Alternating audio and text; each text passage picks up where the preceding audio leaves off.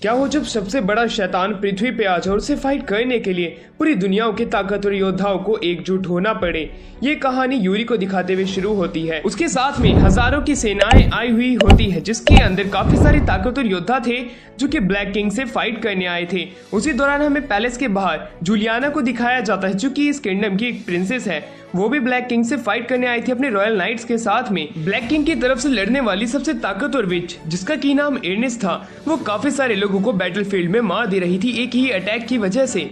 इसी वजह से हम एक जनरल को दिखाया जाता है जो कि जूलियाना की तरफ से फाइट कर रहा था, जिसका की नाम इनस्लॉट था। वो उसे अकेले फाइट करने की चुनौती देता है। बाहर 3 ग्रेट सेजेस के डिसिपल्स भी आए थे फाइट करने के लिए। तो दूसरी तरफ इस कॉन्टिनेंट की 9 टेरिटरीज का शासक, जिसका की नाम शुजा था, वो भी अपनी आर्मी को लीड करके यहाँ पे फाइट करने के लिए आया हुआ था। अब हमें दिखाया जाता है पैलेस के अंदर, जिसके के अंदर एक लड़की जिसका की नाम फियोना होता है, वो वहाँ पे आई हुई होती है यूरी के साथ में। फियोना के साथ में पिरिका नाम की एक स्पिरिट भी होती है जो कि इसी वर्ल्ड की विल है। साथ ही में हमें वहाँ पे और भी यूरी के साथियों को दिखाया जाता है, कैन, मरियाना को। वो भी वहाँ पे फाइट करने के लिए आए हुए थे, यूरी का साथ दे रहे थे बाकी के ब्लैक नाइट से फाइट करने में।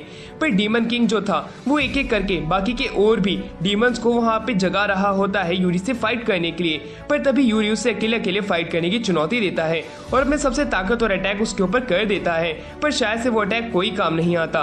ब्लैक किंग ने उसको एक ही बार में दूर फेंक दिया होता है, ये कहते हुए कि तुम अभी बच्चे हो, तुम लोगों की बस की नहीं है युद्ध करना। और वो इस पूरी दुनिया के ऊपर अब शासन करना चाहता है। वो यूरी को पकड़ते हुए उनके सामने लाता है और उसे फेंक देता है। अब वो फियोना की तरफ बढ़ता है और उससे बुक मांगता है, जिसे कि क्रॉनिकल कहा जाता है। पर फियोना उसे बुक नहीं देती, तब वो उसके खिंचा के थप्पड़ मार देता है। उस थप्पड़ की गूंज इस पैलेस के बाहर तक भी जाती है और वहीं पे वो जो ब्लैक किंग था वो पिरिका की नाड़ पकड़ लेता है, क्योंकि वो बीच में काफी ज्यादा फुदक रही होती है। पिरिका की वो अब गर्दन को मोड़ने लग जाता है। पिरिका जो कि इस वर्ल्ड की विल है, उसे इस तरह मारता हुआ देख के वो काफी ज्यादा खुश हो रहा था, क्योंकि वही हमेशा आर्मी लीड करते हुए लेके आती है हीरोज की। कि तभी वहाँ पे जूलियाना अपने होली नाइट्स के साथ में आ जाती है और वो ब्लैक किंग पे अटैक भी करती है। इसी वजह से ब्लैक किंग को अपने और भी अनडेड सोल्जर्स को जगाना पड़ता है उनसे फाइट करने के लिए। उसी दौरान अब हमें क्रॉनिकल को दिखाया जाता है, जो कि एक बुक है। वो अपने आप ग्लो करने लग जाती है और वो बुक अब हवा में आ जाती है। अब उस बुक के 2 हिस्से हो जाते हैं, जो कि एक फियोना के पास था और दूसरी तरफ पिरिका जो होती है वो ब्लैक किंग के हाथ से गायब हो जाती है। बुक अब ब्लैक कलर में ग्लो करने लग जाती है और एक बहुत बड़ा डोम उस पैलेस के ऊपर काबू पा लेता है। वहीं पे फियोना जो होती है वो उसी समय यूरी को पकड़ती है और वहां से बाहर आ जाती है। ये लोग जंग हार चुके थे, यूरी की तबीयत काफी ज्यादा खराब थी। वहीं जूलियाना जो होती है वो बाहर जाती है और पूछती है कि बाकी के सैनिक कहाँ पे है। अब वहीं पे हमें बुरकाट नाम के एक सैनिक को दिखाया जाता है, जो कि एक ताकतवर नाइट भी है।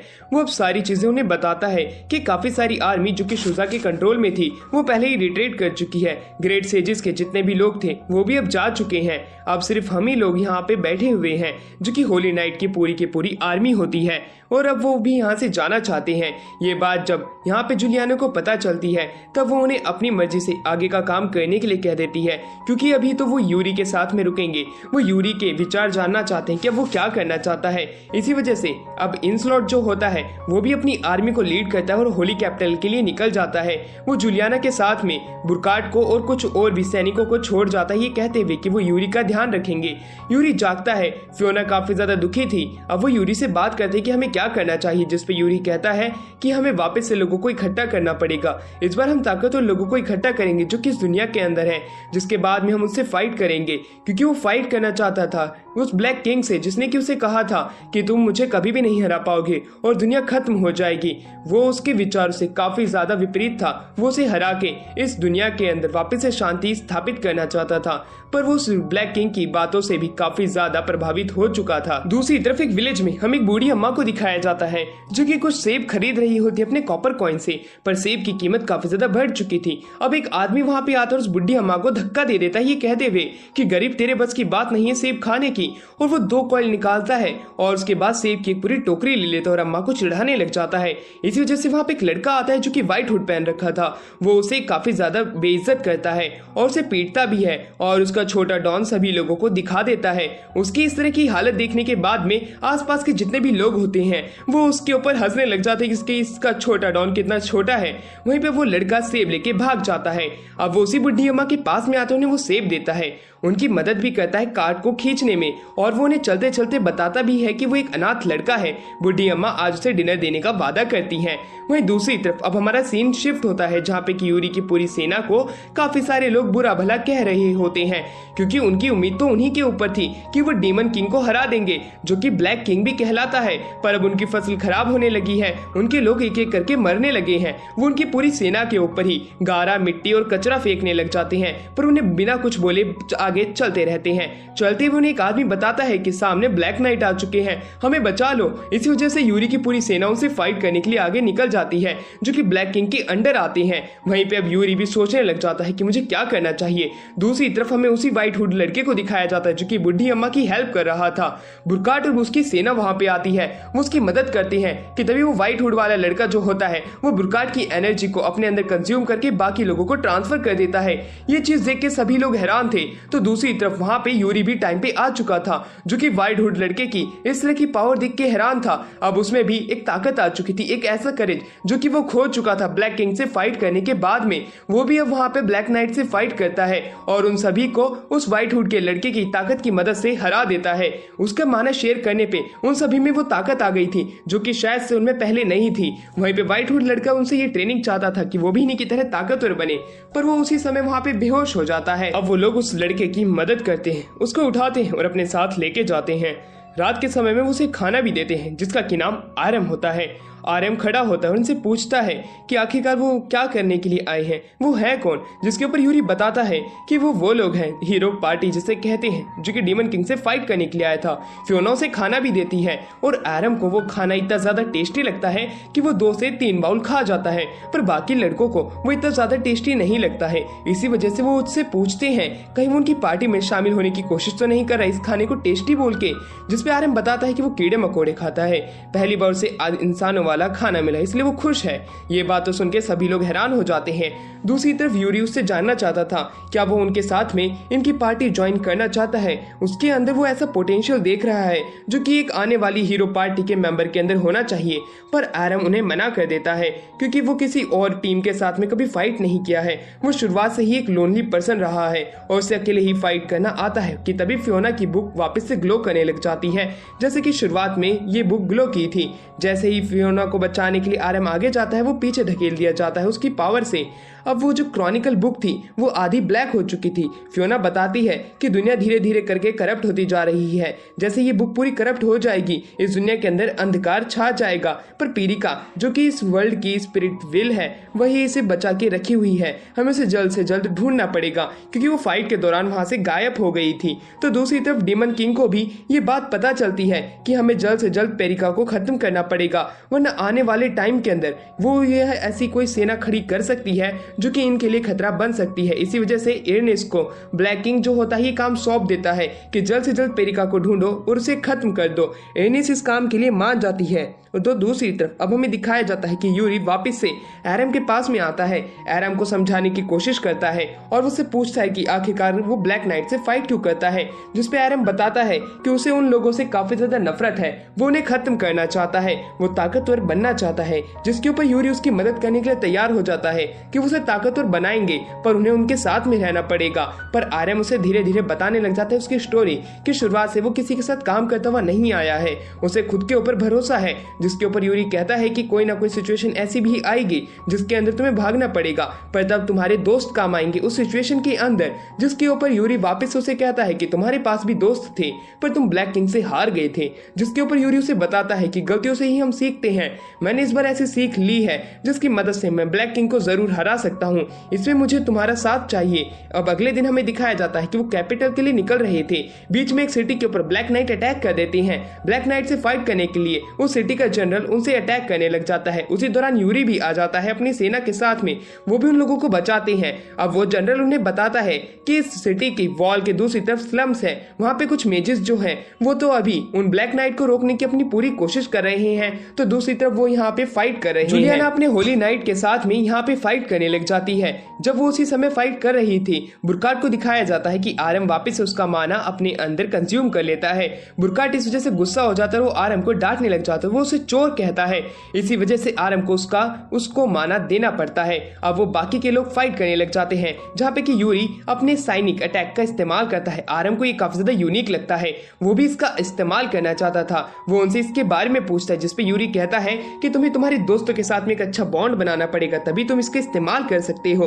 पर बुरकाट उसकी बेइज्जती करते हुए कहता है ये अकेला लड़ता है, ये कभी फाइट नहीं कर पाएगा। इसी वजह से आरएम उससे गुस्सा हो जाता है। वो बुरकाट को कहता है मैं तुम्हें जरूर हरा के रहूंगा। ये कहने के बाद वो वहां से भाग जाता है। अब ब्लैक नाइट वहां पे काफी सारे आ चुके थे और वो वहां पे ब्लैक फॉग का इस्तेमाल करते हैं, जिसे कि ब्लैक ऑरा भी कहा जा सकता है, जिसकी वजह से उनकी पावर धीरे धीरे कम होने लग जाती है। अब वो लोग अच्छे से फाइट नहीं कर पा रहे थे, इसी वजह से वो काफी ज्यादा इंजर्ड हो जाते हैं। पर उसी दौरान बीच में जूलियाना की एक अटैक लगने ही वाला था कि बीच में बुरकाट आ जाता है, उसे बचा लेता है। अब वो काफी ज्यादा घायल हो चुका था। अब आरएम भी वहां पे आ चुका था। वो उन लोगों की हेल्प करने लग जाता है, एक एक करके उन्हें मारते हुए। वहीं दूसरी तरफ हमें दिखाया जाता है कि कैसे वो अपना माना शेयर करता है सभी लोगों के साथ में और वो सभी को पावर दे देता है। उनकी पावर इंक्रीज हो जाती है और वो एक एक करके सारे के सारे ब्लैक नाइट्स को खत्म कर देते हैं। आरएम को देखने के बाद वो सभी खुश हो जाते हैं।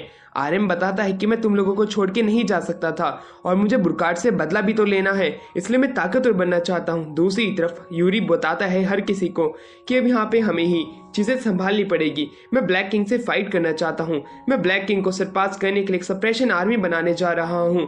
जो कोई भी मेरे साथ रहेगा वो उसे खत्म करने में अपना साथ देगा। ये बात सुन के जूलियाना उन सभी को अपनी जर्नी शुरू करने का आदेश भी दे देती है, क्योंकि वो इस किंगडम की प्रिंसेस है। यूरी को सेल्फ मोटिवेट होते हुए देख के जूलियाना काफी ज्यादा खुश थी कि वो पहले जैसा हो गया, पर बुरकाट गुस्से में था आरएम की वजह से। पर जूलियाना उसे समझाती है कि आरएम भी अब उनकी टीम का ही एक हिस्सा है। पर दूसरी तरफ जब बुरकाट जाने लग जाता है वो नीचे गिर जाता है, क्योंकि उसे काफी ज्यादा चोट लग गई थी लड़ाई के दौरान। उसे हील करती है मैरियाना। तो दूसरी तरफ अब जूलियाना उन्हें कहती है कि तुम्हें भी सप्रेशन आर्मी के अंदर जाना पड़ेगा। तुम यूरी और उसकी टीम को ज्वाइन करने वाले हो और यहाँ से मैं कैपिटल की तरफ निकल जाऊंगी बाकी लोगों को इकट्ठा करने के लिए। बुरकाट मना करना चाहता था, वो जूलियाना की रक्षा करना चाहता था, पर जूलियाना के ऑर्डर को वो मना भी नहीं कर सकता था, इसलिए अब उसे यूरी के साथ में उसकी टीम ज्वाइन करनी पड़ेगी। जूलियाना का उसे भेजने का एक रीजन ये भी था कि वो एक ताकतवर नाइट है। वहीं दूसरी तरफ एक लड़की आके बताती है कि गिल्ड लीडर उन सभी लोगों से मिलना चाहते हैं। गिल्ड लीडर गिलबर्ट को दिखाया जाता है, जो कि एडवेंचर गिल्ड के मास्टर हैं। वो उन्हें ये सारे का सारा सुझाव दे देते हैं कि उन्हें कैसे ब्लैक किंग को हराना चाहिए। साथ ही में वो उसे ये भी बताते हैं कि उन्हें किसी भी तरह का सपोर्ट चाहिए होगा वो गिलबर्ट की गिल्ड जरूर देगी। पर दूसरी तरफ यूरी आरएम को देखता है प्रैक्टिस करते हुए। वहीं अब कमरे के अंदर हमें दिखाया जाता है यूरी की प्लानिंग ये थी कि इस दुनिया के 3 ग्रेट मेज, जिन्हें की ग्रेट मेजिस कहा जाता है, उनके पास वो जाएगा और पेरिका के बारे में पता लगाएगा, जो कि इस वर्ल्ड की विल है।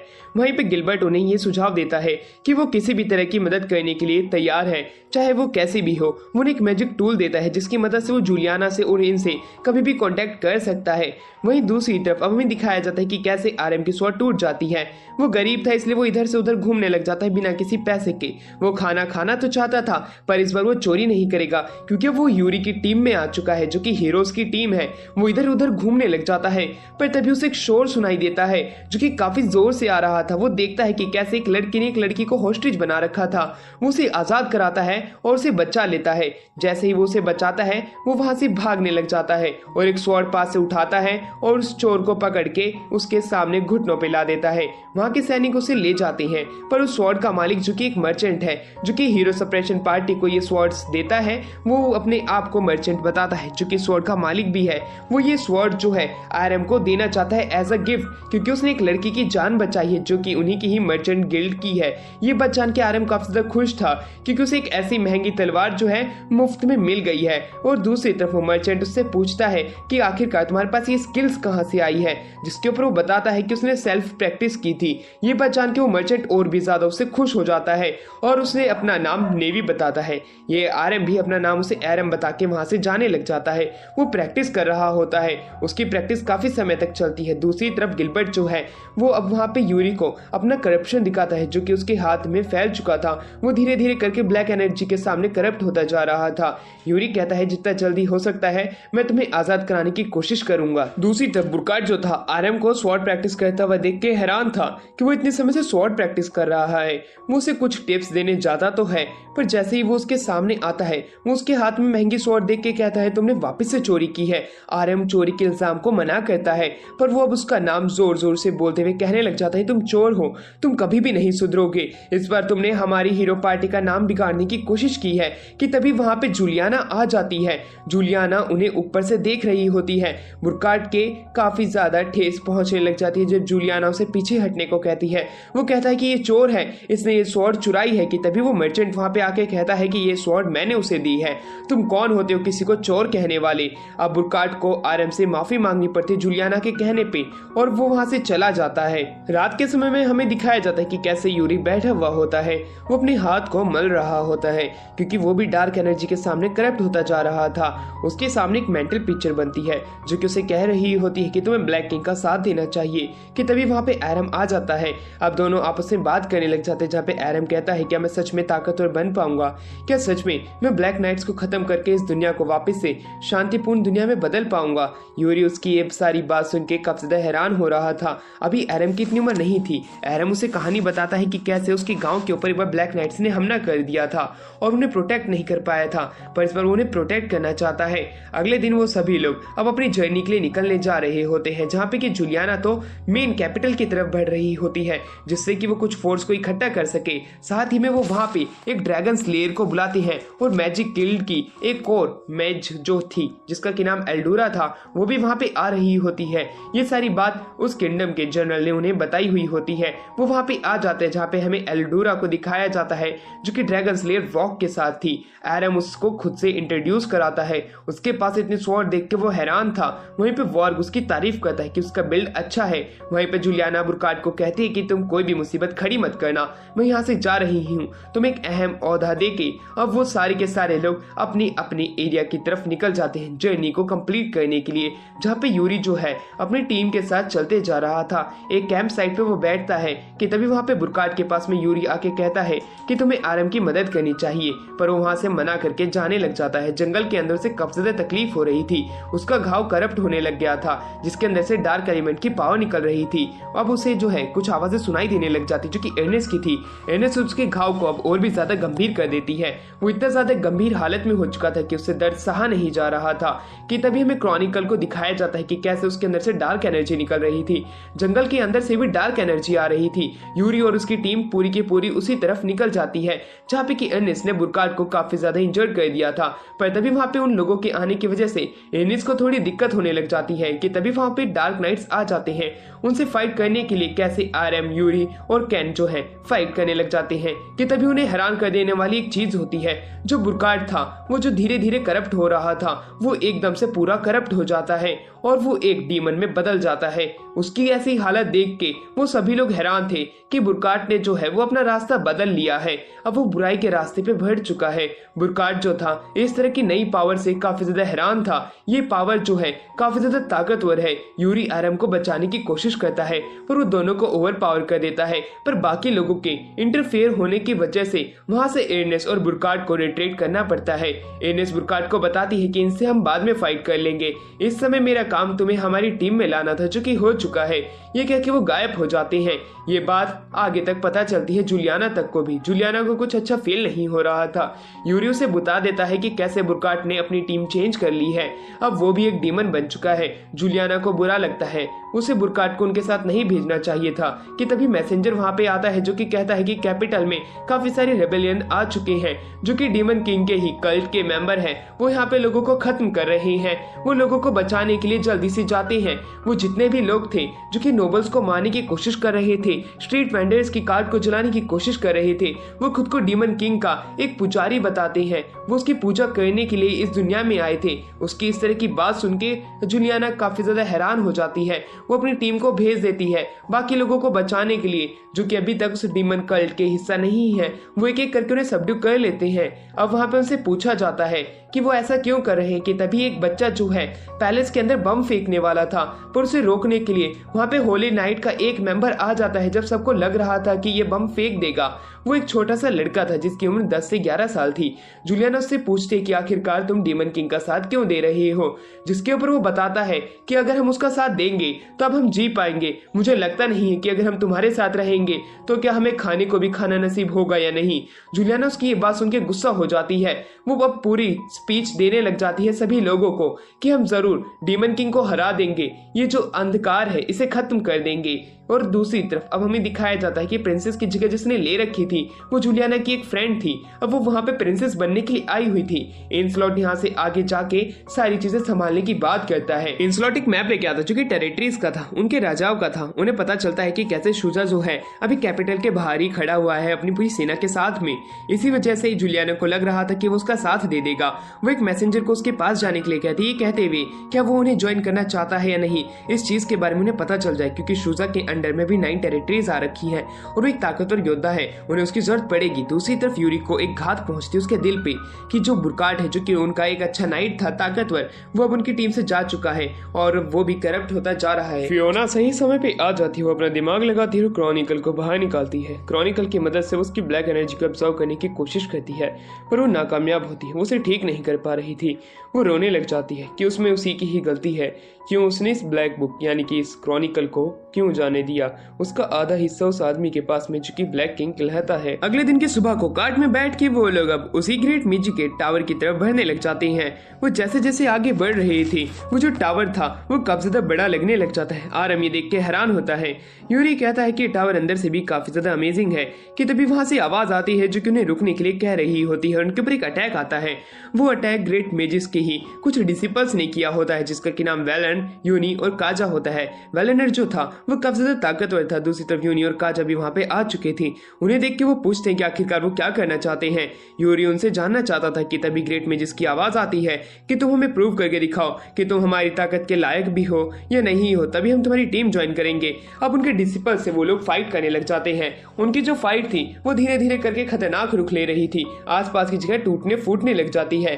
पर वेलनर जो था वो अपने स्टाफ की मदद से उनको सही से टक्कर दे रहा होता है। यूरी अपनी स्वॉर्ड का इस्तेमाल करते उन पे अटैक करता है पर यूनी और काजा की वजह से वो लोग वेलनर तक नहीं पहुंच पा रहे होते हैं। वेलनर काफी ज्यादा ताकतवर था, वो अपने सबसे ताकतवर स्पेल का इस्तेमाल करता है तो दूसरी तरफ आरम सबको अपनी एनर्जी दे देता है जिसकी मदद से इस तरह का एक्ट काफी ज्यादा कामगार निकलता है। बड़े ही आसान से मैजिक गिल्ड की एल्डूरा जो थी वो उसकी अटैक को अपने अटैक से रोकने की कोशिश करती है और इन दोनों की फाइट के बीच में ग्रेट मेज आ जाते हैं जो कि उनकी फाइट को रुकने के लिए कह देते हैं और वो कहते हैं कि तुम सभी लोग अब आ सकते हो हमारे मेज टावर के अंदर। और वहीं दूसरी तरफ एरम जो होता है वो एक लड़की से फाइट कर रहा था जिसके के पास स्वॉर्ड होती है पर ग्रेट मेजिस के आ जाने की वजह से वो लोग रुक जाते हैं। ग्रेट मेजिस उन्हें टावर में लेके आते हैं। फियोना उन्हें सारी कहानी बता देती है कि शुरुआत से उनके साथ क्या हुआ है।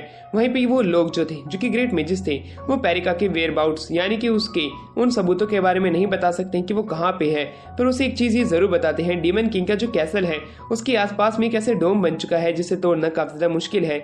अगर उसे वो तोड़ भी पाएंगे तब उसमें भी काफी ज्यादा दिन लग जाएंगे और इसी बीच जितने भी ब्लैक नाइट्स होंगे वो उन्हें एक एक करके खत्म कर देंगे। उसे हराना काफी ज्यादा मुश्किल है, उन्हें सबसे पहले ताकतवर बनना पड़ेगा, उसी के ही बाद वो कुछ कर सकते हैं। वहीं दूसरी तरफ वो उन्हें आइलैंड ऑफ स्पिरिट्स की तरफ जाने के लिए कहते हैं क्योंकि उन्हें वहीं पे पेरिका के बारे में पता चल सकता है, वरना ऐसी कोई भी जगह नहीं है जहां से कि उन्हें पेरिका के बारे में पता होगा। पर दूसरी तरफ इन ग्रेट मेजिस को पता था कि पेरिका कहाँ पे है, पर वो इस दुनिया का बैलेंस को खराब नहीं करना चाहते थे, इसलिए वो उन्हें उस पेरिका के वेयरबाउट्स बताने से मना कर देते हैं। साथ ही में हमें वहाँ पे दिखाया जाता है कि कैसे एरम से वहाँ पे वेलनर मिलने के लिए आता है। वेलनर से एरम पूछता है कि वो इतने ताकतवर कैसे है।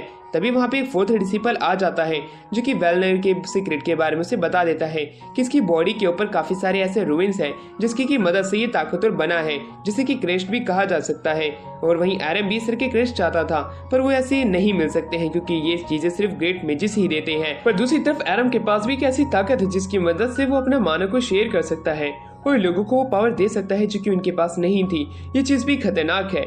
वो उसे कहते हैं कि तुम भी ताकतवर हो। वहीं एरम कहता है कि मैं भी तुम्हारी तरह ताकतवर बनूंगा और मैं सभी लोगों को हरा के रहूंगा।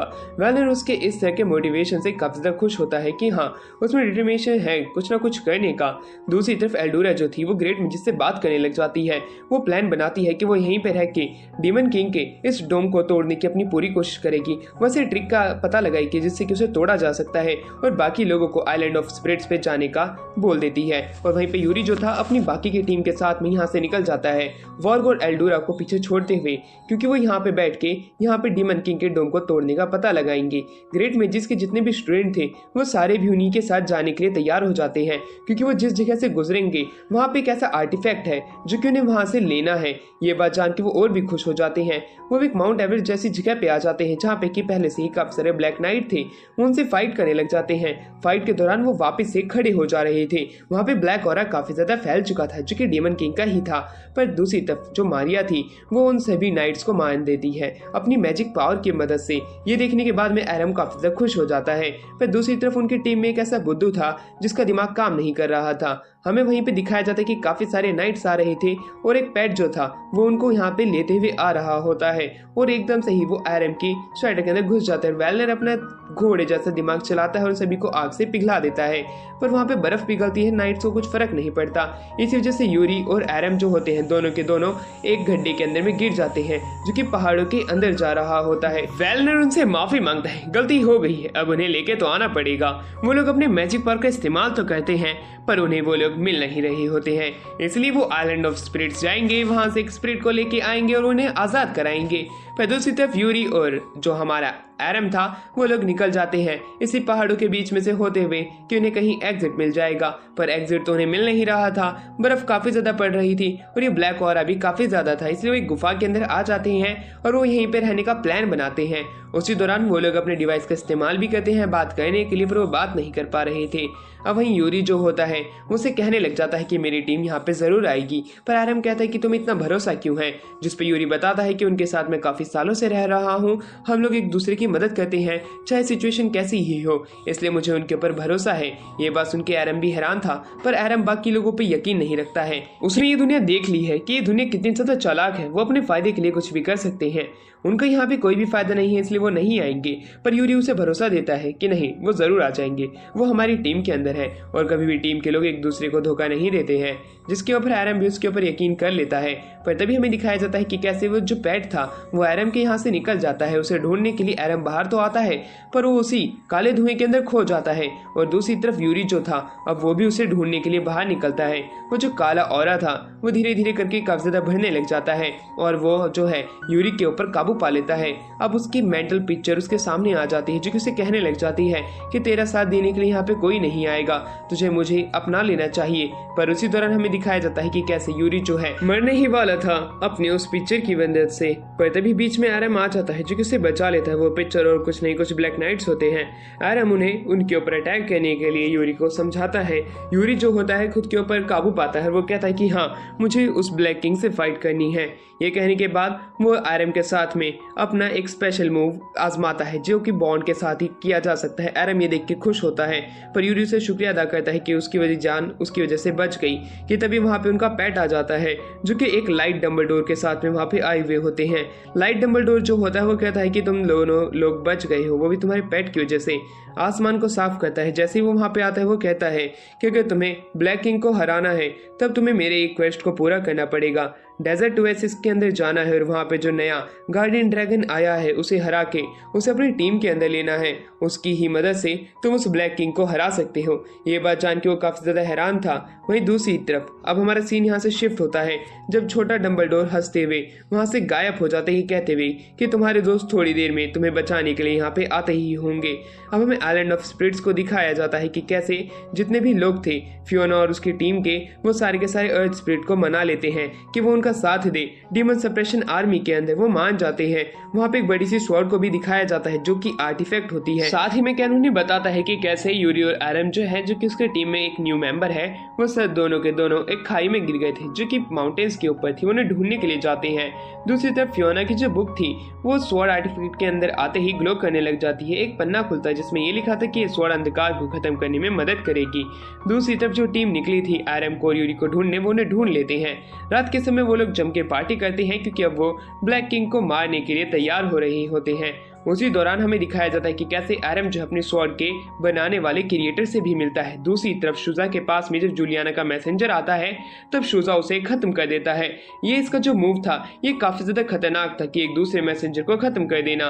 दूसरी तरफ हमें दिखाया जाता है कि कैसे यूरी जो है वो अपनी टीम के साथ में यहाँ से निकल जाता है डेजर्ट ऑफ ओएसिस और आयरन स्ट्रीट की तरफ। पर तभी वहाँ पे उन्हें शुजा मिलता है जो कि उनसे क्रॉनिकल बुक को मांग रहा होता है। यूरी उससे पूछता है कि आखिरकार वो क्या चाहता है, जिसके ऊपर वो कहता है कि वो खुद ही ब्लैक किंग को हरा देगा और उसके बाद में इस दुनिया के ऊपर राज करेगा। उसकी ये बात काफी ज्यादा खतरनाक थी, इसी वजह से यूरी और आयरन जो थे वो उसे रोकना चाहते थे।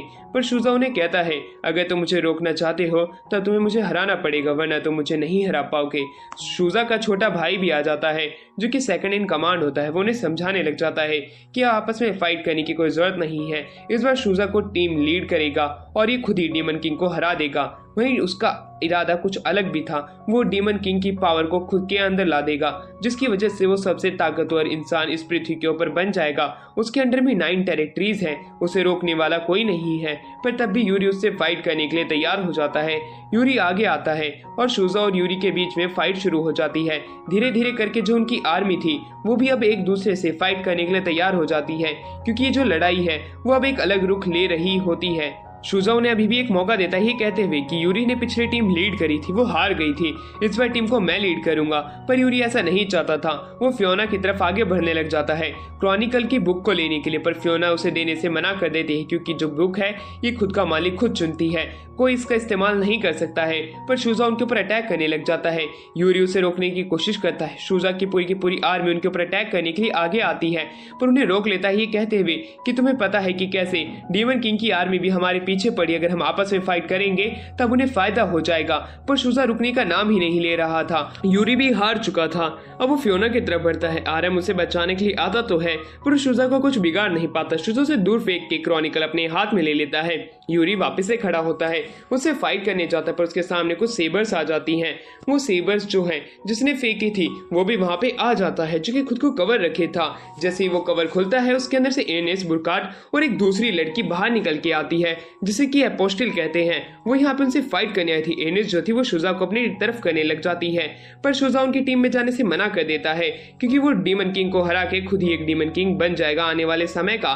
वो अपनी सेना के साथ उनसे फाइट करने लग जाता है, जहाँ पे कि एपोस्टल उन्हें रोकने की कोशिश करती है, और दूसरी तरफ वो बुरकाट से जो फाइट करने लग जाते हैं। अब एनेस जो थी वो यूरी के पास में आती है। यूरी को भी वो अपनी तरफ करने की कोशिश करती है, क्योंकि उसे पता है कि यूरी के अंदर भी करप्शन फैलता जा रहा है। शुजा भी ये चीज नोटिस करता है। तो दूसरी तरफ हमें दिखाया जाता है जूलियाना को। जूलियाना जो होती है एक रिचुअल परफॉर्म कर रही होती है, उसी के बाद वो यहाँ की प्रिंसेस बन पाएगी, यानी कि एक तरीके से जिसका ऑर्डर सबको मानना पड़ेगा। हाई प्रीस्ट उसका ये जो रिचुअल है वो पूरा कराती है। वो सभी लोगों को ये ऑर्डर्स देती है कि आने वाले टाइम के अंदर वो डीमन किंग को खत्म कर देंगे और इस दुनिया को अंधकार से बचा लेंगे, बस उन्हें उनका साथ देना पड़ेगा। ये ऑर्डर पास हो जाता है। दूसरी तरफ एनेस जो होती है वो एक प्रकार से यूरी को अपने काबू में करने की कोशिश कर रही होती है।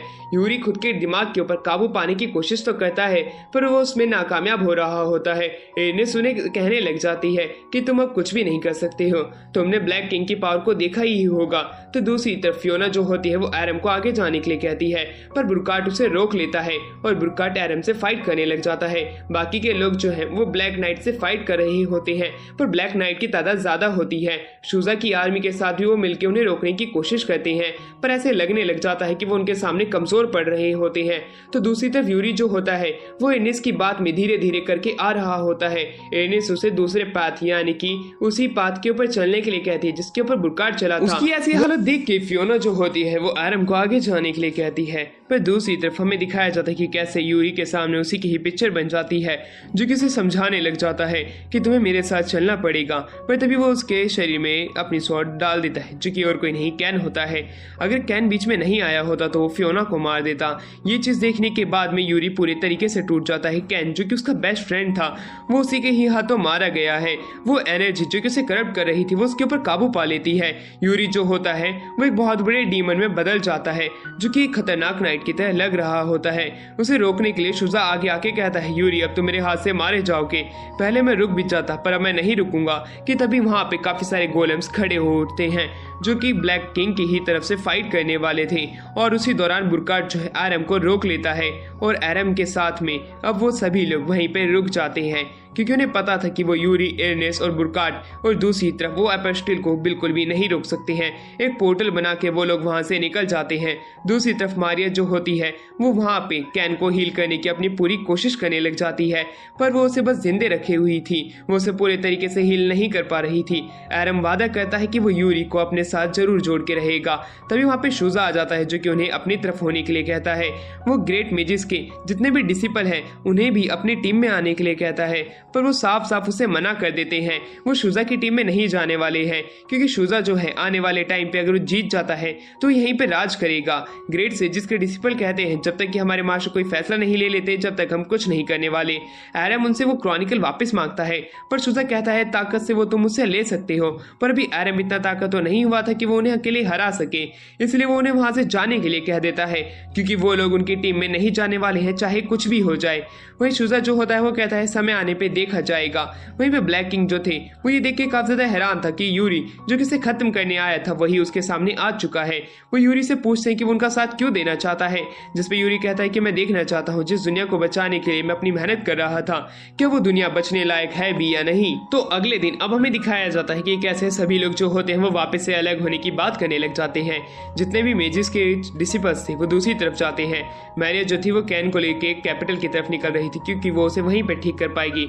एरम और फियोना जो थे वो दोनों ही अकेले बच गए थे इस जर्नी के ऊपर, पर वो लोग बात करने लग जाते हैं कि वो यूरी को जरूर आजाद कराएंगे। फियोना को पता था कि उनकी अगली डेस्टिनेशन कहाँ पे है, इसलिए वो एरम के साथ में निकल जाती है। वो लोग जंगलों को पार करके आगे की तरफ बढ़ने लग जाते हैं। रात के समय में एरम जो है वो फियोना की तरफ देखता है और वो समझ जाता है कि इसे याद आ रही है यूरी की। अब वो लोग वहां पे बैठ के बात करने लग जाते हैं जहाँ पे एरम जो था वो फियोना से पूछता है कि तुम्ही ने तो उस ड्रैगन गार्डियन को मारा था, जिसके ऊपर फियोना बताने लग जाती है कि जो खबरें तुम्हारे पास आई हुई हैं वो सच तो है। ड्रैगन गार्डियन को आखिरकार यूरी ने ही मारा था, पर वो ड्रैगन गार्डियन जो है वो करप्ट होने लग गया था और जब वो अपने सेंस में आया था तब उसने यूरी को कहा था कि वो उसे खत्म कर सकता है, वो उसके ऊपर अटैक नहीं करेगा। वो एक कावर्डली तरीके से खुद को खत्म करने की बात कर रहा था। यूरी उसे खत्म नहीं करना चाहता था क्योंकि वो उसे अपनी पावर से हराना चाहता था, पर उसके बार बार कहने पे वो उसे खत्म कर देता है ना चाहते हुए भी। इस चीज को कहते हुए हमारी फियोना काफी ज्यादा रोने लग जाती है। वहीं पे एरम को पता चलने लग जाता है कि कैसे जो हमारे यूरी है वो भी एक कमजोर दिल का लड़का है, वो इतना ताकतवर नहीं है जितना कि वो उसे समझा करता था कहानियों की मदद से जो कि लोगों के द्वारा प्रचलित थी। जब उसे पहली बार मिला था वो तब जाके समझा था कि यूरी भी उसी की ही तरह ह्यूमन है जिसका दिल जो है वो काफी ज्यादा साफ है, पर अभी वो करप्शन के रास्ते पे चल रहा है। पर उसे जरूर ठीक कर देंगे क्योंकि वो डीमन किंग की तरफ से फाइट बिल्कुल भी नहीं करेगा उस इंसानियत को खत्म करने के लिए जिसे कि वो बचाना चाहता था। अब फियोना जो होती है वो एरम के साथ में निकल जाती है एक टापू के लिए जहाँ पे कि उसे वो रिकॉर्ड मिल जाएंगे, पर तभी वहाँ पे यूरी भी पहुंच चुका था टापू के ऊपर, वहां से धुआं निकल रहा था। तो दूसरी तरफ हमें दिखाया जाता है कैन को जो है मारिया जो है वहाँ पे ठीक कर लेती है कैपिटल के अंदर। ये सारी न्यूज जो है वो जूलियाना को बताती है कि कैसे यूरी भी अब करप्ट हो चुका है। ये बात जान के जूली कहती है चाहे वो कोई भी हो, बुरकाट हो चाहे यूरी हो, हम उन्हें खत्म कर देंगे जो भी बुराई के रास्ते पे जाएगा। उसकी ये बातें काफी ज्यादा गंभीर लग रही थी, वो रुकने वाली नहीं थी। वो इनस्लॉट को आर्मी इकट्ठा करने के लिए कहती है। दूसरी तरफ ग्रेट जो मेजेस थे वो भी उस आर्टिफैक्ट को तोड़ के कुछ अलग करना चाहते थे, पर एक दूसरी जो ग्रेट मेज थी वो उसे रोक लेती है कहते हुए तुम कुछ उल्टा सीधा मत कर देना जिससे कि हमें खतरा हो सके। इसी वजह से वो लोग वहां पे रुक जाते हैं। अब हमारा सीन यहाँ से शिफ्ट होता है। दूसरी तरफ हमें दिखाया जाता है कि शुजा की आर्मी तैयार हो रही होती है। उसके पास में क्रॉनिकल थी, वो डीमन किंग से फाइट करना चाहता था, उसकी सेना वो और भी बुला लेता है। दूसरी तरफ एरम जो था वो फियोना के साथ में टापू की तरफ निकलता है। यूरी ने उसे बताया था कि एक टापू पे एक और क्रॉनिकल ऑफ बुक्स लिखी है जहाँ पे कि काफी सारे रिकॉर्ड्स हैं इस दुनिया से रिलेटेड। अगर वो उन्हें पा लेते हैं तो वो पेरिका के बारे में पता लगा पाएंगे। पर उस टापू के ऊपर जैसे ही वो उतरते हैं वहां पे काफी सारे ब्लैक नाइट्स जो थे वो आ चुके थे वो उनके ऊपर अटैक करने के लिए आते हैं, पर उनसे बचने के लिए वो उनसे फाइट तो करते हैं कि तभी वहां पे एक स्पिरिट आ जाती है जो कि उन्हें बचा लेती है और उन्हें अपने साथ चलने के लिए कहती है। वो जैसे जैसे आगे बढ़ रहे थे ब्लैक नाइट काफी ज्यादा तादाद में होते जा रहे थे कि तभी उस स्पिरिट के फादर वहां पे आ जाते हैं। वो भी उन लोगों को बचाने के लिए अपनी पावर का इस्तेमाल करते हैं और वो कहते हैं कि हमें इन्हें जल्द से जल्द रोकना पड़ेगा, तुम्हें सबसे पहले आगे जाना है। कि तभी वहां पे यूरी आ जाता है। यूरी को देख के एरम उससे फाइट करना चाहता था, उन दोनों के बीच में फाइट भी होती है, पर यूरी ताकतवर था, वो आरएम को हरा पा रहा था। आरएम उसे अपने सेंस में आने के लिए कहता है पर यूरी उसे धक्का दे देता है। अब यूरी ताकतवर हो चुका था, इसी वजह से आरएम उसे नहीं रोक पा रहा था। अब वो स्पिरिट का जो फादर था वो उससे फाइट करने का पूरा प्लान बना लेता है, उन्हें आगे जाने को कहते हुए वो यूरी पे अटैक करना शुरू कर देते हैं। यूरी अब थोड़ा बहुत कंफ्यूज हो जाता है कि उसे किन्हें रोकना चाहिए। आरएम जो था वो फियोना के साथ में आगे बढ़ने लग जाता है उस बुक के लिए जहाँ पे कि रिकॉर्ड रखे हुए पेरिका कहाँ पे है। एक स्पिरिट उन्हें लेने के लिए आती है, उन्हें आगे लेके जाती है। वहाँ पे एक क्रॉनिकल रखी हुई थी, वो उसे ओपन करते हैं और उसके अंदर टेलीपोर्ट हो जाते हैं। वो वहाँ से पता लगाने लग जाते हैं कि उन्हें पेरिका कहाँ मिलेगी। वो एक अलग जगह पे टेलीपोर्ट हुए थे कि तभी वो स्पिरिट जगहों को चेंज करने लग जाती है। एक एक करके वो जगह चेंज कर रहे थे। उसी दौरान वो पेरिका के वेयरअबाउट्स के बारे में पता कर रहे थे कि वो आखिरकार कहाँ गई थी। वो इस जगह पे जाते हैं जहाँ पे कि शुरुआत में डीमन किंग से उन लोगों ने फाइट की थी, क्योंकि उसी के ही बाद उन्हें पता चलेगा कि पेरिका आखिरकार कहाँ पे है। उसी दौरान एरम को पता चलता है ये क्रॉनिकल जो है वो फियोना के पास से रखी हुई क्रॉनिकल से अलग है। इस क्रॉनिकल के अंदर इस वर्ल्ड के रिकॉर्ड है, वहीं जो फियोना के पास में क्रॉनिकल थी उसके अंदर पूरी दुनिया के रिकॉर्ड रखे हुए हैं। और वहीं दूसरी तरफ उन्हें यह भी पता चलता है कि कैसे शुरुआत से यूरी जो है करप्ट होना शुरू हुआ था जब से पेरिका गायब हुई थी और वो हारा था। उसी दौरान वो इधर से उधर घूमने लग जाते हैं। उन्हें पता चलता है कि बाहर यूरी आ चुका है, उन्हें रोकने की कोशिश कर रहा है। इसी वजह से क्रॉनिकल के अंदर गड़बड़ हो रही है। वो उस स्पिरिट की बेटी के ऊपर भी अटैक करता है जिसकी वजह से वो क्रॉनिकल जो है वो डार्क होने लग जाती है। उसी दौरान एरम जो है वो फियोना और दूसरी स्पिरिट के साथ अलग हो जाता है, जहाँ पे कि वो नोटिस करता है कि कैसे यूरी बचपन से कितना मेहनती लड़का था जब उसके ऊपर कुछ डार्क नाइट्स ने अटैक कर दिया था। वो उन्हें रोकने के लिए अटैक तो करता है पर उन्हें रोक नहीं पाता, वो कमजोर था। कि तभी वहाँ पे एक आदमी आता है जो कि उसे बचाता है और एक ही अटैक में वो उन सारे नाइट्स को खत्म कर देता है। ये अटैक जो है हमारे यूरी भी सीखना चाहता था, वो उसे बोलता है, जिसके ऊपर वो नाइट उसे समझाता है कि इसे सीखने में काफी दिन, महीने और साल भी लग सकते हैं, शायद से तुम सीखो भी ना। पर तब भी यूरी उससे सिखाने को उसे कह देता है, जिसके ऊपर वो नाइट मान जाता है। वो उसे वो स्टेप्स सिखा देता है जिससे कि वो उस मूव का इस्तेमाल कर सकता है। उसी दौरान यूरी जो है अपनी काफी सालों की ट्रेनिंग जो है उस मूव को सीखने में लगा देता है। वो पेड़ के ऊपर रोजाना के तौर पे 3-3, 4-4 घंटे प्रैक्टिस किया करता था और वो उसमें कामयाब भी हो जाता है। जब एक दिन एक गांव के ऊपर अटैक करने के लिए काफी सारे ब्लैक नाइट आए हुए थे, वो उस गांव को बचाने के लिए निकल जाता है। वो अपने उस मूव का इस्तेमाल करता है और एक एक करके उन नाइट्स को हराने लग जाता है। पर शायद से उसने देरी कर दी थी क्योंकि उस गांव के आधे से ज्यादा लोग उसी समय मर गए थे जब तक वो वहां पे पहुंचा था। इसलिए वो खुद से वादा करता है कि वो सबको बचाएगा। यानी कि अभी तक वो जिस मुकाम पे पहुंचा है वो अपनी मेहनत से पहुंचा है, ना कि किसी गॉड गिफ्टेड पावर की मदद से। उसने हार्डवर्क किया है। पर जब वो उस ब्लैक किंग से हारा था उसी के ही बाद से वो ऐसा हो चुका है। यहाँ पे एरम जो है उसे बचाने की अपनी पूरी कोशिश करेगा कि तभी उसी क्रॉनिकल के अंदर डंबलडोर आ जाता है। डंबलडोर को देख के वो कहता है कि बच्चे तू यहाँ पे क्या कर रहा है। वहीं पे हमारे एरम का भी सवाल यही था कि बुढ़ऊ तू भी क्या कर रहा है। बुढ़ऊ उसे बताता है अगर तो यूरी को बचाना चाहता है तब तुझे डेजर्ट ऑफ ओएसिस जाना पड़ेगा, तभी तो उसे वहां पे बचा पाएगा। उसकी ये बात काफी ज्यादा हैरान कर देने वाली थी। साथ ही में वो जो डंबलडोर था वो कहता है कि पेरिका के वेयरअबाउट्स के बारे में तुम्हें पता चल जाएगा। पेरिका जो है इस दुनिया के अंदर वापस से आने वाली है, इसलिए तुम्हें जितना जल्दी हो सकता है लोगों को इकट्ठा करना पड़ेगा जो कि ताकतवर होंगे। अब वो उसे एक टेस्ट करवाता है जहाँ पे कि हमें उसी बर्फ वाले पहाड़ पे दिखाया जाता है कि कैसे हमारे एरम को बचाने के लिए यूरी आगे आता है और दूसरी तरफ वही यूरी का ब्लैक नाइट जो था वो वहां पे एरम को मारने के लिए आ चुका था। अब एरम को कोई ना कोई फैसला लेना पड़ेगा। वो फैसला लेता है कि वो यूरी को ऊपर भेजेगा जिससे कि वो ब्लैक नाइट का ध्यान हटा सके और खुद भी ऊपर आ सके। वो ऐसा ही करता है। यूरी जैसे ही ऊपर जाता है वो ब्लैक नाइट से फाइट करने लग जाता है और एरम जो था वो कुछ समय बाद पहाड़ के ऊपर वापस से चढ़ता है और वो दोनों मिलके जो होते हैं उस ब्लैक नाइट से फाइट करने लग जाते हैं। और वो उसी मूव का इस्तेमाल करता है एरम, जो कि उसने उस क्रॉनिकल के अंदर देखा था, और वो बड़ी आसानी से यूरी के उस नाइट को हरा देता है। पेरिका वापस से इस दुनिया के अंदर आ जाती है। तो दूसरी तरफ अब हमें रियल वर्ल्ड में दिखाया जाता है कि कैसे हमारा एरम रियल वर्ल्ड में जब आता है वहां से यूरी जा चुका था, यानी कि वो हार गया था। फियोना जो थी उसे को काफी ज्यादा शुक्रिया अदा करती है कि उसकी वजह से वो लोग बच गए। पर उनकी असली जर्नी तो यहाँ से शुरू होगी। अब उन्हें यहाँ से डेजर्ट ऑफ ओएसिस के लिए निकलना है, क्योंकि उसी के ही बाद वो वहाँ पे इस दुनिया को बचा पाएंगे। वो धीरे धीरे करके वहाँ से निकल जाते हैं बोट से सफर करते हुए। दूसरी तरफ जुलियाना जो होती है वो शुजा से बात करने के लिए निकल जाती है, पर शुजा की टेरिटरी के 2 लोग आते हैं जिनके अंडर में 2 टेरिटरीज थी। वो ब्लैक किंग के अंडर तो नहीं जा सकते, पर वो जुलियाना के अंडर रह के काम करना चाहते हैं जिससे कि वो शुजा को हरा सके, क्योंकि शुजा जो है वो अपनी ही चला रहा है। ये बात सुन के जुलियाना को काफी ज्यादा गुस्सा आता है। तो दूसरी तरफ हमें डेजर्ट ऑफ ओएसिस के प्रिंसेस को दिखाया जाता है, जहाँ पे कि एरम पहुंच जाता है। एरम उसे बताता है कि यहाँ पे ड्रैगन गार्डियन आने वाला है, उसकी मदद से हम ब्लैक किंग को हरा सकते हैं।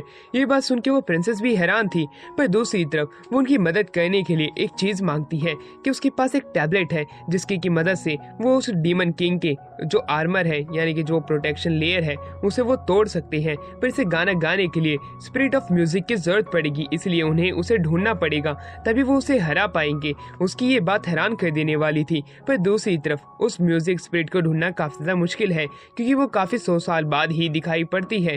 पर तभी वहाँ पे प्रिंसेस का खलीफा आ जाता है, जो किसे बताता है कि 100,000 से भी ज्यादा लोगों की आर्मी यहाँ आ चुकी है। ये बात जान के वो हैरान थी, पर दूसरी तरफ एक और ऐसी आर्मी है जो कि यहाँ पे वापस से आ चुकी है। एरम समझ जाता है कि वो शुजा और जुलियाना की आर्मी होगी, जो कि एक दूसरे से फाइट करने के लिए आई है। प्रिंसेस जो होती है वो अपने एडवाइजर को आगे जाने के लिए कहती है कि दोनों के बीच में लड़ाई ना हो जाए, क्योंकि यहाँ पे डीमन किंग की आर्मी भी कभी भी आ सकती है। वो उन्हें यहाँ पे लड़ाई रोकने को कह देता है और अपने साथ 100 आदमियों को आगे लेके आने के लिए कहता है, क्योंकि अगर यहाँ पे ब्लैक किंग आ गया तब इनके ऊपर अटैक हो जाएगा और ये सभी मारे जाएंगे। वहीं पे वो एडवाइजर जो था वो जुलियाना को कॉन्ग्रेचुलेशन करता है, क्योंकि अब वो यहाँ की प्रिंसेस बन चुकी है। जुलियाना जो होती है वो उसे कहती है इसकी कोई जरूरत नहीं है, आप हमसे बड़े हो। कि तभी वहाँ पे एरम आ जाता है। एरम को देख के जुलियाना काफी ज्यादा खुश हो जाती है। एरम और उसकी बात होती है कि तभी वहाँ पे शुजा भी आ जाता है। शुजा जैसे ही वहाँ पे आता है वो एरम से और दूसरी तरफ जुलियाना से कहता है कि होली नाइट की कमांड तुम नहीं संभाल सकते हो। अगर तुम चाहते हो कि हम डीमन किंग को हराएं, यानी कि ब्लैक किंग को, तो हमें वो आर्मी दे दो। पर जुलियाना मना कर देती है, जिसके ऊपर शुजा कहता है पिछली बार तुमने यूरी को अपना लीडर बनाया था पर वो हार गया था, क्या इस बार भी तुम हारना चाहती हो? इतने सारे लोग मरेंगे, क्या तुम्हें उसकी चिंता नहीं है? उन दोनों के बीच में लड़ाई हो रही थी कि वहाँ पे एक न्यूज आती है कि ब्लैक किंग के नाइट्स आ चुके हैं। इन्हें सुन के कमांड संभाल रही थी बुरकार्ड साथ में था, और अपोस्टिल जो थी वो उन सभी से फाइट करने लग जाती है। उसी दौरान हमें शुजा को दिखाया जाता है, जो कि बिना कुछ सोचे समझे फाइट करने के लिए आगे आ जाता है। वो अपोस्टिल से फाइट कर रहा होता है। उन दोनों की फाइट काफी ज्यादा खतरनाक चल रही होती है, जहाँ पे कि शुजा उसके हाथ तो काट देता है, पर वो अपने हाथ को कंट्रोल कर सकती थी। इनिस काफी सारे गोलम को वहाँ पे समन कर लेती है। बुरकार्ड से जुलियाना फाइट करती है। बुरकार्ड जो था उसे जुलियाना समझाने की कोशिश करने लग जाती है कि उन्हें उसकी साइड पे आ जाना चाहिए और फाइट करनी चाहिए, पर बुरकार्ड कहने लग जाता है कि तुम्हारी वजह से मेरी ये हालत है, काफी सारे लोग मरे हैं, वो भी तुम्हारी गलती की वजह से।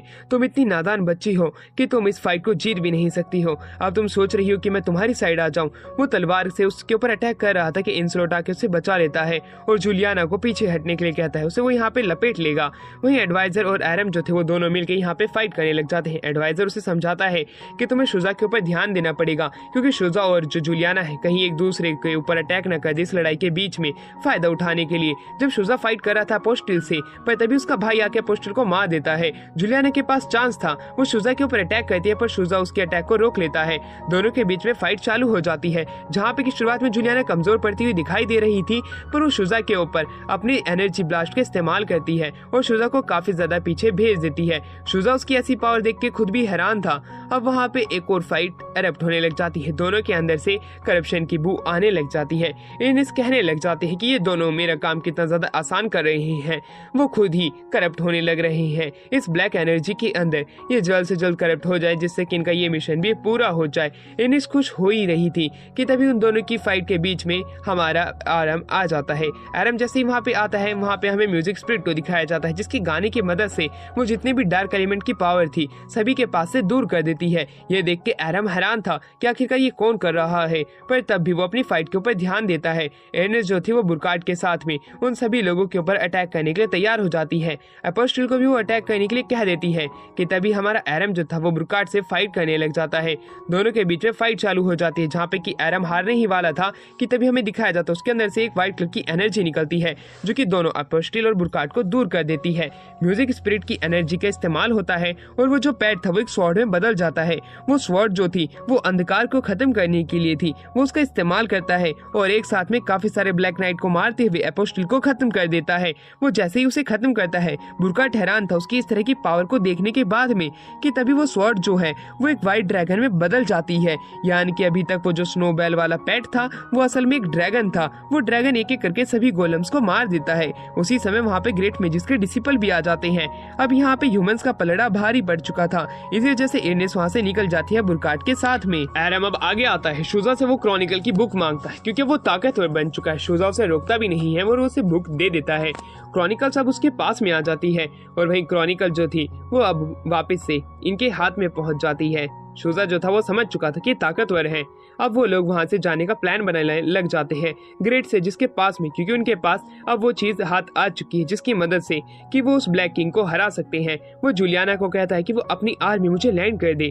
शुजा से भी वो यही रिक्वेस्ट करते पर शुजा वहां से बिना कुछ कहे निकल जाता है अपने भाई के साथ में। अब हमें दिखाया जाता है डीमन किंग के पैलेस में, जहाँ पे कि डीमन किंग जो था वो अपनी आर्मी को बाहर भेजने लग जाता है इंसानी बस्तियों पे अटैक करने के लिए। तो दूसरी तरफ हमें दिखाया जाता है कि कैसे एरम जो था वो उस ड्रैगन के ऊपर बैठ के ग्रेट सेजिस के टावर पे आ जाता है। अब जितने भी ग्रेट सेजिस थे वो सभी लोग जो थे उन्हें समझाने लग जाते हैं वो जो आर्टिफैक्ट था जो कि हमें आइलैंड ऑफ स्पिरिट्स के यहाँ से मिला था, वो आर्टिफैक्ट बल्कि एक शिप थी। उस शिप की मदद से वो उस डीमन किंग के उस कैसल के अंदर वापस जा सकते हैं। ये बात काफी ज्यादा हैरान कर देने वाली थी क्योंकि वो उसे ब्रेक करके नहीं बल्कि टेलीपोर्ट करके जाएंगे। ये जो शिप है ये टेलीपोर्ट हो सकती है। ये जो शिप है काफी ज्यादा एडवांस टेक्नोलॉजी से बनाई गई थी पहले के समय में, जिसका इस्तेमाल हम अब कर सकते हैं। पर इसे इस्तेमाल करने में एक दिन का समय लगेगा क्योंकि इसके अंदर हमें अपनी एनर्जी डालनी पड़ेगी। ये चीज उन्हें काफी ज्यादा हैरान कर रही होती है। वो सभी लोग अब डीमन किंग से फाइट करने के लिए तैयार हो रहे थे कि तभी वो मेजिस बताते हैं कि इस शिप से सिर्फ कुछ ही लोग जाएंगे जो कि अंदर से जो है उस शील्ड को ब्रेक कर देंगे, जिसकी मदद से जितने भी बाहर लोग खड़े होंगे वो एक एक करके उस कैसल के अंदर आने लग जाएंगे और फिर वो डीमन किंग के ऊपर एक फुल एक्सपोज अटैक कर देंगे। ये बात वो सभी को बता देता है पर इस शिप के ऊपर जाने के लिए कुछ ही लोगों को भेजेगा क्योंकि वो लोग जो हैं जो कि अंदर जाने वाले वो ताकतवर होने चाहिए। अगर वो कमजोर हुए तब वो अंदर हारे जाएंगे, इसलिए वो कुछ ताकतवर स्पिरिट्स को चुनता है, ड्रैगन स्लेयर और मैजिक गिल्ड की लीडर को और एरम और फियोना को चलने के लिए कह देता है। पर उन्हें थोड़ा समय लगेगा इसलिए आज रात को वो यहीं पे आराम कर सकते हैं। उसके बाद वो उनके ऊपर फुल स्केल अटैक शुरू कर देंगे। अब वो वहाँ पे उस क्रिस्टल की मदद से उस शिप को चार्ज करने लग जाता है और वहीं दूसरी तरफ हमें दिखाया जाता है कि एरम जो है वो अपनी स्वॉर्ड के अंदर कुछ इंचार्टमेंट करवा रहा होता है कि तभी उसे वेलेनर बुला लेता है। उसे समझाने लग जाता है कि अगर तुम्हें एक ऐसा मौका मिले जब तुम यूरी को खत्म कर सकते हो क्या तुम ऐसा करोगे, जिसके ऊपर एरम उसे मना कर देता है ये कहते हुए कि मैं यूरी को ह्यूमन फॉर्म में लेके आऊंगा, मुझे मेरे ऊपर भरोसा है, मैं ऐसा ही करूंगा। वेलेनर उसकी ये बात सुनकर काफी ज्यादा खुश था पर वो उसे वाइज डिसीजन लेने के लिए कहता है ऐसी सिचुएशन में जहाँ से कि वो बाहर ना निकल सके। वहीं अब वहाँ पे एरम जो है फियोना के पास में जाता है। फियोना से वो पूछता है कि वो यूरी को पसंद करती है या नहीं, जिसपे उसका मुंह लाल हो जाता है। वो उसे समझाती है कि उसकी याददाश्त जा चुकी है और जब उसकी आंखें खुली थी तब उसके पास क्रॉनिकल थी और जब से ही उसके पास क्रॉनिकल थी उसके ऊपर ये ब्लैक नाइट अटैक करते हुए आ रही हैं और जब भी ब्लैक नाइट अटैक करते थे तब वो यूरी से मिली और उसी के ही बाद से वो यूरी के साथ है। उन्होंने काफी सारी सिचुएशंस देखी है जिसके अंदर सिर्फ यूरी ने ही उसे बचाया है, इसलिए वो उसे पसंद करती है। यही चीज जो है एरम के ऊपर भी लागू होती है। एरम जो है वो भी पहले ऐसे ही लड़का था, वो चोरी चकारी किया करता था, ना ही वो ज्यादा ताकतवर था, पर जब से उसे यूरी मिला था तब से उसे का सोचने का तरीका बदल चुका था और साथ ही में वो ताकतवर बन चुका है। इसलिए वो वादा करता है फियोना से कि वो उसे जरूर लेके आएगा। अब रात के समय उनके ऊपर ब्रुकार्ड जो है अटैक कर देता है अपने काफी सारे सोल्जर्स के साथ में। अब वो एरम से फाइट करने लग जाता है और जब वो एरम से फाइट कर ही रहा था कि तभी वहाँ पे हमें दिखाया जाता है कि एरम उसे रोकता हुए कहता है कि तुम्हें मुझ पे अटैक नहीं करना चाहिए, पर तभी काफी सारे ब्लैक नाइट वहाँ पे आ जाते हैं। ब्रुकार्ड कहता है कि तुम लोगों को मैं यहाँ से नहीं जाने दूंगा कि तभी वहाँ पे बाकी के लोग भी पहुंच जाते हैं जो कि एक एक करके उन नाइट्स को रोकने लग जाते हैं। शिप के ऊपर ही एक बहुत बड़ी लड़ाई शुरू हो जाती है। लड़ाई अब काफी ज्यादा भयानक मोड़ ले रही थी, इसी वजह से वो शिप को चालू करने का प्लान बनाने लग जाते हैं जिसके अंदर की जो हमारी एल्डोरा जो थी जो कि मेज गिल्ड की मास्टर है उसे उस क्रिस्टल के अंदर अपनी एनर्जी डालनी पड़ेगी। दूसरी तरफ बाकी सभी लोग फाइट कर रहे होते हैं। वो इंपॉर्टेंट लोगों को शिप के ऊपर ले आते हैं और उस शिप को चालू कर देते हैं कि तभी एक नाइट जो है उस क्रिस्टल के ऊपर अटैक कर देता है।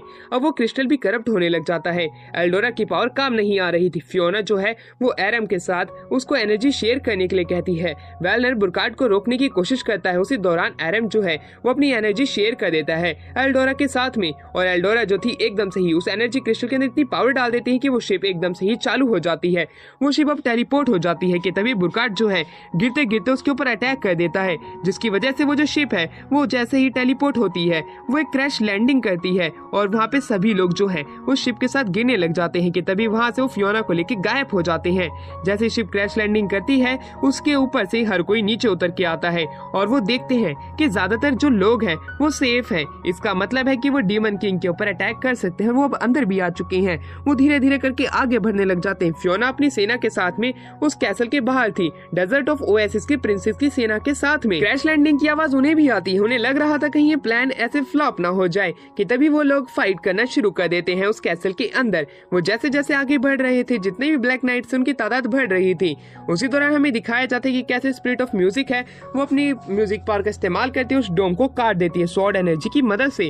अब वहाँ पे जुलियाना की आर्मी जो थी वो धीरे धीरे करके अंदर आने लग जाती है। अब जो ये फाइट थी एक फुल स्केल फाइट में बदल जाती है। डीमन किंग भी अपने लोगों को उनसे फाइट करने के लिए भेज देता है और वहीं दूसरी तरफ में फियोना को दिखाया जाता है जिसे कि यूरी कैद कर लेता है और उसे वो क्रॉनिकल मांगने लग जाता है। जैसे उसे क्रॉनिकल मिलती है वो ब्लैक किंग को वो क्रॉनिकल दे देता है। अब वो ब्लैक किंग उन दोनों बुक को जोड़ देता है। जैसे वो बुक को जोड़ता है वो दोनों के दोनों हिस्से जो कि बुक के थे वो दोनों ही करप्ट होने लग जाते हैं। अगर ये बुक पूरी तरीके से करप्ट हो जाती है तो ये दुनिया खत्म हो जाएगी, ये दुनिया अंधकार में छा जाएगी। एरम जो था वो अपने बाकी साथियों के साथ में कैसल के अंदर आने लग जाता है।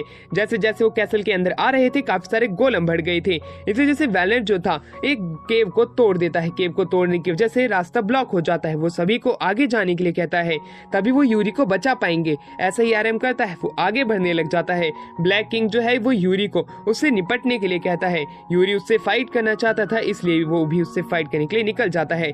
जब जुलियाना वहाँ पे फाइट कर रही थी अपनी सेना के साथ में कि तभी वहाँ पे हमें दिखाया जाता है काफी सारे ब्लैक नाइट आ जाते हैं। तो दूसरी तरफ बुरकार्ड जो है एरनिस के साथ में आ चुका था। अब वहीं एरनिस जो थी काफी सारे ब्लैक नाइट्स को समन कर लेती है जो कि पहले से ज्यादा ताकतवर थे।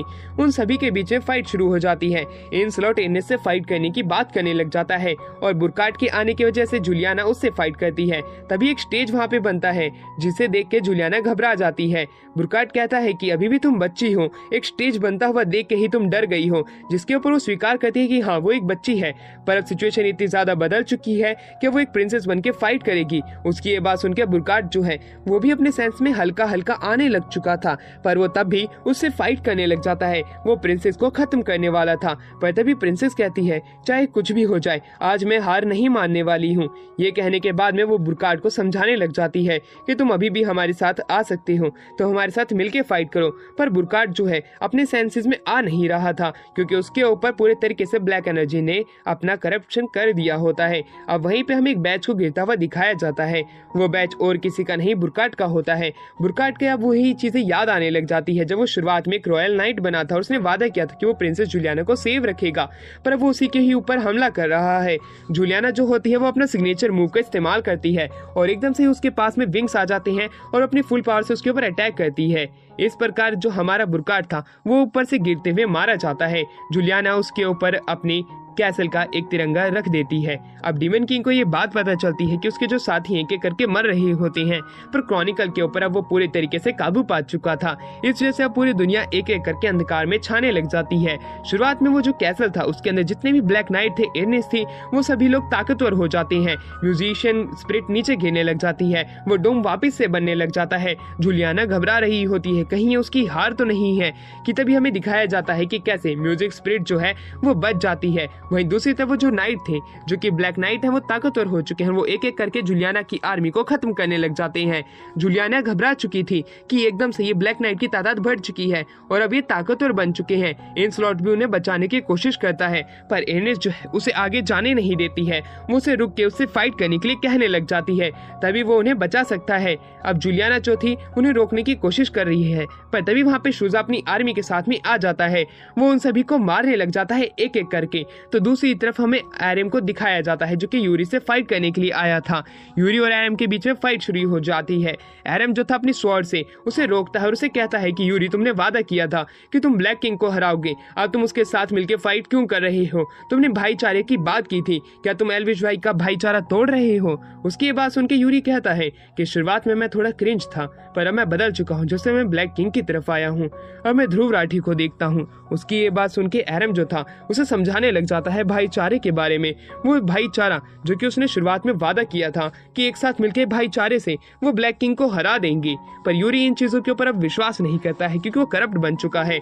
वहीं पे अब एरम को एक चीज याद आने लग जाती है, अगर वो अपनी व्हाइट एनर्जी का इस्तेमाल करेगा उसी प्रकार जैसे कि स्पिरिट ऑफ म्यूजिक ने इस डोम को तोड़ा था जो कि ब्लैक एनर्जी से बना था, वो भी यूरी के ऊपर के शेल को तोड़ सकता है। उसके अंदर अभी भी वो यूरी जिंदा है जो कि एक समय में इंसान हुआ करता था। वेलनर की बात उसे अब समझ में आने लग जाती है कि वो चाहता था कि वो यूरी को बचाए, इसलिए वो यूरी को बचाने के लिए अपनी पूरी कोशिश करेगा। उसके पास में वो एनर्जी है जो कि अंधकार को खत्म करती है, इसलिए वो अपनी एनर्जी का इस्तेमाल करता है और वो यूरी के उसी ही मूव का इस्तेमाल करता है जो कि उसने बचपन में किया था। उसका इस्तेमाल करते हुए वो उसके अंदर अपनी एनर्जी शेयर कर देता है। तो दूसरी तरफ स्पिरिट ऑफ म्यूजिक बच जाती है, डोम वापस से ऊपर उठने लग जाता है और अब अंदर सेना आने लग जाती है। वो सभी लोग जो हैं ब्लैक नाइट से फाइट करने लग जाते हैं, जो कोई भी यहाँ पे था। तो दूसरी तरफ हमें दिखाया जाता है कि कैसे शुजा जो है वो इनकी मदद करने के लिए यहाँ पे आ चुका था। एर्नेस्ट अभी भी उसे एक चांस देती है कि वो अगर ब्लैक किंग की टीम में आ जाता है तब उसे एक अच्छी पोजीशन मिलेगी,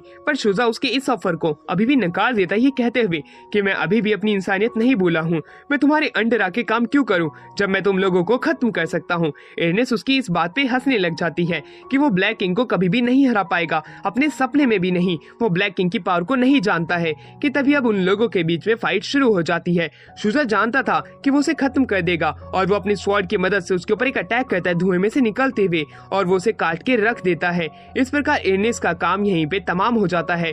एर्नेस्ट को खुद भी ये यकीन नहीं हो रहा था कि वो इस प्रकार मारी जाएगी। अब वहीं पे शुजा जो था उसके अटैक को डॉज करते हुए उसके एक हाथ को काटता है, फिर उसके गले को काटते हुए उसे खत्म कर देता है। अब बुटकाट भी खत्म हो चुका था और एर्नेस्ट भी। ब्लैक किंग को ये न्यूज पता चलती है, फियोना उसे रुकने के लिए कहती है और अब जितनी भी एनर्जी थी जो कि क्रॉनिकल के अंदर जा रही थी, ब्लैक एनर्जी, वो उसे अपने अंदर एब्जॉर्ब करने लग जाती है। अब ब्लैक किंग कहने लग जाता है कि तुम ऐसा करके भी क्या कर लोगी, मैं वापस से इस बुक को करप्ट कर दूंगा, तुम अपनी एनर्जी इस प्रकार वेस्ट मत करो, इस दुनिया का कुछ नहीं होने वाला है, तुम्हें अंधकार को स्वीकार करना होगा। अब यूरी भी नहीं बच सकता है, पर ब्लैक किंग को ये भरोसा नहीं था कि एरम जो कि एक छोटा सा बच्चा है वो किस प्रकार यूरी को उसकी ह्यूमन फॉर्म में ले आएगा। वो अपनी व्हाइट एनर्जी का इस्तेमाल करता है और वो यूरी के ऊपर अटैक करना शुरू कर देता है, पर यूरी उसे धक्का देके हरा देता है कि तभी वहाँ पे यूरी की खुद एक टीम आ जाती है जिसके अंदर कैन और मरियाना होती है। वो उसे रोकने के लिए यहाँ पे आए हुए थे। वो कहते हैं कि इस बार हम यूरी को जरूर रोक लेंगे और उसे उसकी ह्यूमन फॉर्म में जरूर से लेके आएंगे। हम अपने दोस्त को ऐसे नहीं खोने दे सकते हैं जिसके सामने हमने अपनी जर्नी शुरू की थी, हम खत्म भी उसी के ही साथ में करेंगे।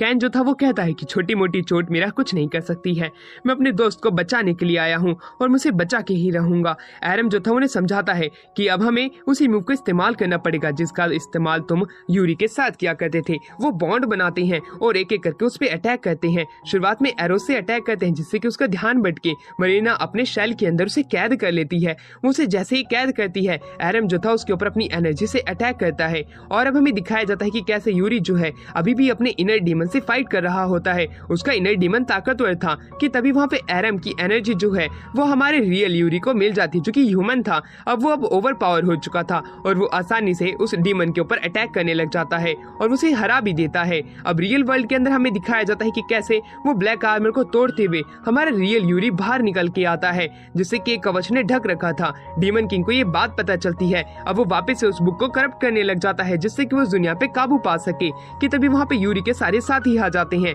अब वो ब्लैक किंग पे एक एक करके अटैक करना शुरू कर देते हैं। वहीं दूसरी तरफ वो फियोना को आजाद कराते और उसे हील करने की कोशिश करते हैं, पर ब्लैक एनर्जी इतनी बढ़ चुकी थी कि वो हील ही नहीं हो रही थी कि तभी एरम जो था वो अपनी व्हाइट एनर्जी बाहर निकालता है। डीमन किंग को पता चल चुका था कि इस बच्चे के पास वो एनर्जी है जिसकी मदद से अंधकार खत्म हो सकता है।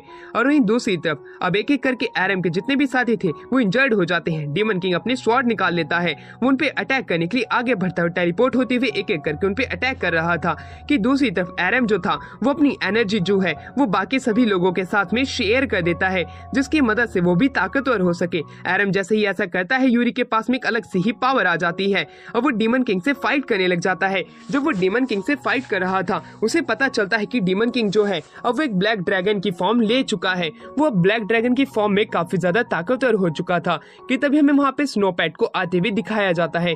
स्नोपैड वहाँ पे जैसे ही आता है वो उस डीमन किंग को अपने पंजों में उठाता है और उस कैसल के बाहर जाके फाइट करना शुरू कर देता है। यूरी और एरम भी उनका पीछा करते हैं, जहाँ पे कि हमें दिखाया जाता है कि कैसे व्हाइट ड्रैगन जो है ब्लैक ड्रैगन के ऊपर भारी पड़ रहा था, पर ब्लैक ड्रैगन के कॉन्जिक्यूटिव जितने भी मूव्स थे उसकी वजह से अब वो लोग कमजोर पड़ने लग जाते हैं कि तभी यूरी के पास एक चांस आता है और वो ब्लैक ड्रैगन के ऊपर अटैक करता है। उसकी शील्ड को ब्रेक करते हुए उसकी आंख पे अटैक कर देता है। अब ब्लैक ड्रैगन पागल हो चुका था, वो अपने मूव्स का इस्तेमाल करने लग जाता है अंधाधुंध तरीके से। वो उनके ऊपर चारों तरफ से अटैक कर रहा था, एक ऐसी लेजर जिसे कि रोकना नामुमकिन था, और वो उनके ऊपर अटैक बार बार कर रहा होता है। ये अटैक नीचे ग्राउंड बैटलफील्ड पे भी जाके लगते हैं कि तभी वो अब नीचे आ चुका था। अब वो वहाँ पे हमें दिखाया जाता है कि कैसे हमारा व्हाइट ड्रैगन काफी ज्यादा इंजर्ड हो चुका था। तो दूसरी तरफ अब जो ब्लैक ड्रैगन था वो एक ह्यूमनॉइड ड्रैगन फॉर्म ले लेता है, जो कि देखने में काफी ज्यादा बेकार लग रही थी, पर तब भी उसकी अटैक काफी ज्यादा ताकतवर थी। वो उसी ब्लैक एनर्जी का इस्तेमाल करता है और वापस उन्हें करप्ट करने की कोशिश करता है, पर इस बार एरम जो था वो अपनी व्हाइट एनर्जी का इस्तेमाल करते हुए उसकी एनर्जी को पीछे धक्का दे रहा था। उसी दौरान वो वापस से अपनी एनर्जी शेयर कर लेता है यूरी के साथ में। इस बार यूरी और एरम दोनों मिलके उसके ऊपर अटैक करते हैं। उन दोनों का सिग्नेचर मूव इतना ज्यादा ताकतवर था कि वो डीमन किंग को एक ही अटैक में हरा देते हैं। अब डीमन किंग पूरे तरीके से हार चुका था। दुनिया के अंदर जितनी भी ब्लैक एनर्जी थी वो सारी की सारी निकलने लग जाती है और वहीं पे ब्लैक किंग जो था वो नॉर्मल हो जाता है, पर फियोना अभी तक ठीक नहीं हुई थी, वो काली पड़ जाती है पूरे तरीके से। यूरी रो रहा था कि तभी हमें ब्लैक किंग को दिखाया जाता है जो कि क्रॉनिकल को हवा में करते हुए कहता है कि तुम अपनी केयर टेकर को ठीक करो। तभी फियोना वापस से ठीक होने लग जाती है और उसी दौरान इस पूरी दुनिया के अंदर पिरिका वापस से आ जाती है, जो कि कहती है कि ये दुनिया वापस से ठीक होने लग चुकी है। वो बुराई जिसने कि इस दुनिया को खत्म करने की कोशिश की थी वही खुद खत्म हो चुकी है। बैटलफील्ड के अंदर भी सभी को ये पता चल जाता है कि ये फाइट अब ओवर हो चुकी है। सभी लोगों में काफी ज्यादा खुशी थी, जुलियाना के ऑर्डर के अंदर ये चीज हुई थी। तो दूसरी तरफ हमारा सीन शिफ्ट होता है जहाँ पे कि हमें ब्लैक किंग को दिखाया जाता है जो कि फियोना का ही फादर था, और इसी के साथ ये वाली सीरीज यहीं एंड होती है।